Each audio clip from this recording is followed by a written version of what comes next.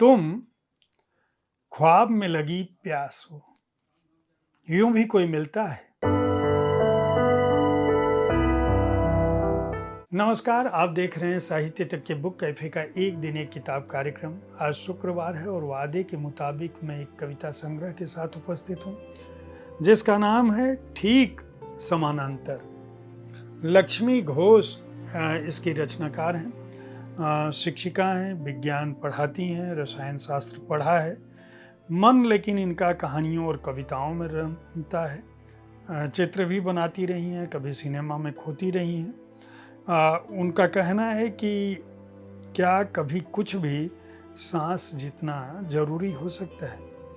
जिंदगी जिस शक्ल में सबको मिलती है, उनको कविता कहीं दिलासा देती है, कहानी कोई भरोसा है, और उसी भरोसे को वे इस पुस्तक के पन्नों पर उजागर करती हैं। इसकी कविताएं अलग अलग रंगत की कविताएं हैं, और जो रंगत हैं वो अलग अलग भावनाओं पर आधारित है। जो भावनाएं हैं वो क्या हैं, या जो प्रतीक हैं वो क्या हैं, जिन पर ये कविताएं लिखी गई हैं। इंतजार, खुशबू, ख्वाब, नदी, रोशनी, शाम, चिड़िया, छत, खत, अंगुलियां, फूल, मौसम, नोट्स और भूलना।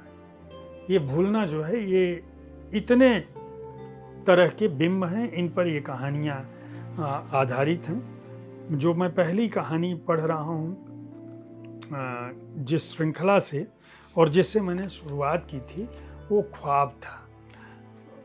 ख्वाब की ही 8वीं कहानी जो मैं पढ़ रहा हूँ। जिस दिन तुम रंगते जाते हो ख्वाबों को, कल्पनाओं को, यादों को एक ही रंग में, जान लेना कि तुमने चुन लिया है अपने लिए एक नया नाम, प्रेम।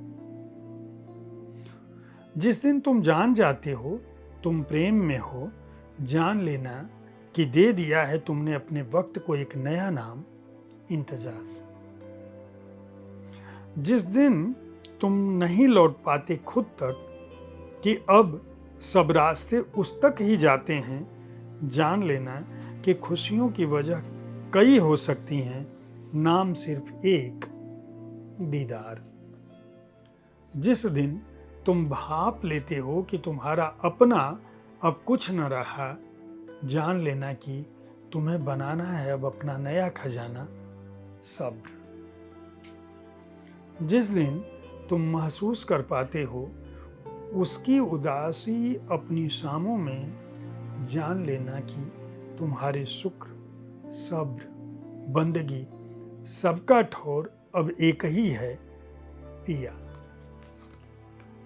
इसी तरह से जो दूसरी कविता, आप जानते हैं कि हर संग्रह से मैं 4 कविताएं पढ़ता हूँ। लक्ष्मी घोष का संग्रह है ठीक समानांतर, संग्रह का नाम है। इसमें रोशनी खंड की जो तीसरी कविता है वो मैं पढ़ रहा हूँ।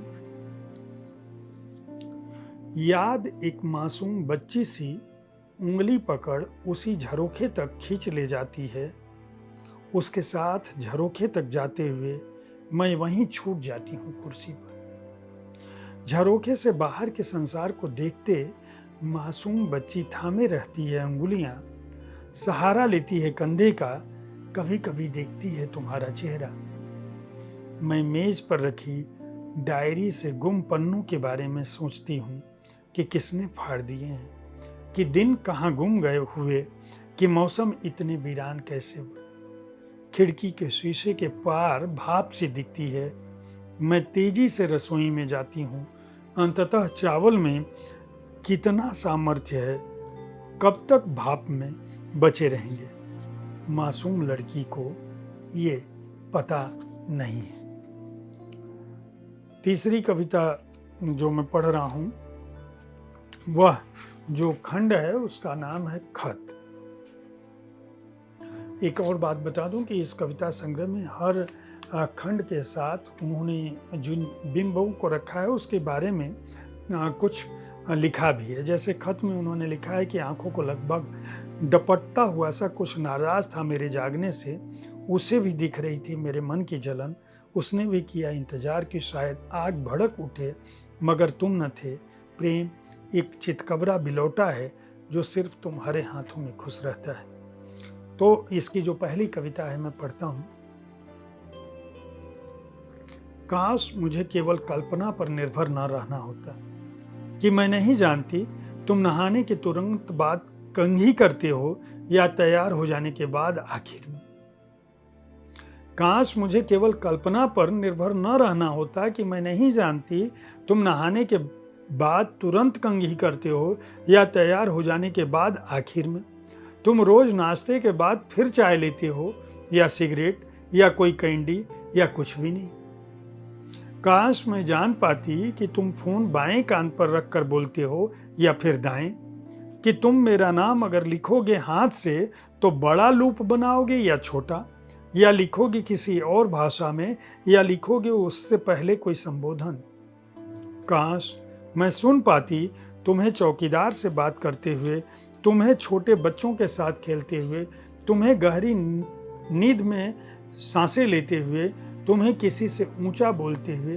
क्या तुम कभी ऊंचा बोलते हो? काश मैं देख पाती कि तुम जब खाना बनाते हो तो साथ साथ सब साफ करते जाते हो या फिर अंत में सफाई होती है, या वो कोई और ही करता है कि तुम जब गाड़ी चलाते हो तो दोनों हाथ स्टीयरिंग पर रखते हो या एक ही।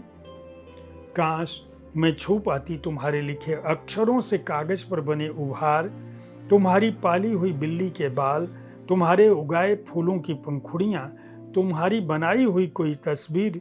क्या तुम अब भी रंग इस्तेमाल करते हो? मगर शुक्रिया है कि केवल कल्पना पर निर्भर होने को भी मैंने जाना है तुम्हें कि तुम हो कि तुम रहना। क्या ही उम्दा कविताएं लिखी हैं लक्ष्मी घोष ने। और अब मैं चौथी कविता, यानी हर संग्रह से जो 4 कविताएं पढ़ता हूँ उसमें चौथी कविता मौसम का बिंब लिए हुए है। मौसम के बिंब से ठीक समानांतर कविता संग्रह का नाम है। रचनाकार हैं लक्ष्मी घोष। जब भी सोचती हूँ तुमसे मन की कह दूं, तब पतझड़ के पत्तों की तरह शब्द चले जाते हैं मुझसे बहुत दूर।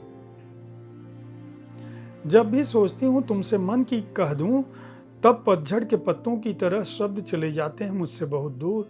बेसिरे इंतजार की सौगातें, दोपहर को सबके बीच अचानक खिली मुस्कुराहट, चंदा उगने के पहर में फोन चमकने की दुआएं। नींद के बियाबान में कदम रखने से पहले तुम्हारी उंगलियों की खोज, मन के किसी कोने से उपजे दुख में तुम्हारा रास्ता देखते आंसू। एक पुराने मौसम को आंखों में भर लेने और सबसे नजरें बचाकर होठों से छू लेने की हसरतें, सब समझने और नासमझी के उलाहने। मगर अचानक फिसल जाती है हाथ से चीनी मिट्टी की प्लेट, साबुन के बुलबुलों जैसे अनगिनत सपने टूटकर बिखर जाते हैं। कहीं तुम्हारे नाम से अपनी तन्हाई को भर लेने और सितारों की पगडंडियों के पार कहीं उस दुनिया का होना महसूस करने, और कितने ही तमाम छोटे छोटे वर्णावली से बहुत परे दृश्य प्रकाश से अदृश्य लम्हे, बोलो कैसे कह दूं। क्या ही उम्दा कविताओं और गद्य का यह अद्भुत अनोखा संकलन है, जिसके लिए मैं लक्ष्मी घोष को बहुत बहुत बधाई और शुभकामनाएं दूंगा। जिन शीर्षकों का मैंने उल्लेख किया, उन शीर्षकों के साथ जो गद्य लिखा है वह अद्भुत है। कविताओं की वानगी मैंने आपको दे दी। बेरा प्रकाशन को और लक्ष्मी घोष को बहुत बहुत बधाई और शुभकामनाएं इस संग्रह के लिए। 195 रुपये इसका मूल्य है, और मैं उम्मीद करता हूं कि हर शुक्रवार को मैं जब कविता संग्रहों की जानकारी के साथ उपस्थित होता हूं तो आपको इस कार्यक्रम से ढेर सारी जानकारी मिल रही होगी। अगर आप कविताओं के प्रेमी हैं तो इस कार्यक्रम को जरूर देखें। अन्य दिनों में भी मैं पुस्तकों की जानकारी लेकर ठीक इसी समय आपके पास उपस्थित होता हूं। बुक कैफे देखते रहें। यह कार्यक्रम पुस्तक प्रेमियों के लिए है, आपको श्रेष्ठ पुस्तकों की जानकारी हो सके उसके लिए है।